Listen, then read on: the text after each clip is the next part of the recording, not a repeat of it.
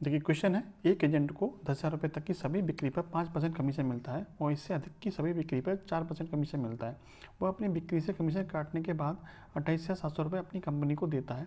उसकी कुल बिक्री याद कीजिए। देखिए मान लीजिए कुल बिक्री क्या है, यहाँ से यहाँ तक कुल बिक्री है, जिसमें से यहाँ तक मान लेते हैं 10,000 रुपये उसने बिक्री करी है और यहाँ से आपके 10,000 से ऊपर की बिक्री है। ठीक है, 10,000 तक की जो बिक्री है उस पर किस पर 5% कमीशन मिलता है, 10,000 से अधिक की बिक्री पर उसे 4% कमीशन मिलता है। यहाँ पे बात ये समझने वाली है कि यदि कमीशन एजेंट का कमीशन बढ़ेगा तो कंपनी की कमाई क्या होगी, कम होगी। यानी जितना इसका कमीशन बढ़ेगा उतना ही कंपनी को ये कम पैसा देगा। यानी इसका कमीशन घटेगा तो कंपनी को उतना पैसा अधिक मिलेगा।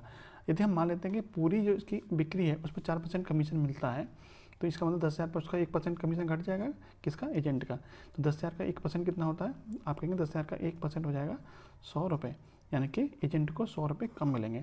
एजेंट को 100 रुपये कम मिल रहे हैं, इसका मतलब कंपनी को 100 रुपये अधिक मिलेंगे। तो कंपनी को पहले कितने रुपये मिल रहे थे, पहले मिले थे 28,700 रुपये, यानी अब 100 रुपये उसको अधिक मिल जाएंगे। कितने हो जाएंगे, 28,800 रुपये उसको कंपनी को मिलेंगे। कब, जब एजेंट को 4% कमीशन मिल रहा है पूरी बिक्री पे। कंपनी को जब एजेंट को 4% कमीशन मिल रहा है तो कंपनी को कितनी कमाई हो रही होगी, यदि 100% कमाई है कंपनी की, जिसमें से 4% एजेंट का कट गया तो कमीशन कितना, कंपनी कमाई कितनी होगी, 96% हो जाएगी। कंपनी कमाई कितनी हो जाएगी, 96% हो जाएगी। और 96% की जो वैल्यू है एक्चुअल में किसके बराबर है, 28,800 के बराबर है। तो कमाई पूछिए पूरी बिक्री कितनी है, 100% है। 100% की वैल्यू कितनी हो जाएगी, तो ये इसका कितना गुना है, 300 गुना है। तो 100 का 300 गुना कितना हो जाएगा, 300 गुना 100 यानी कि 30,000।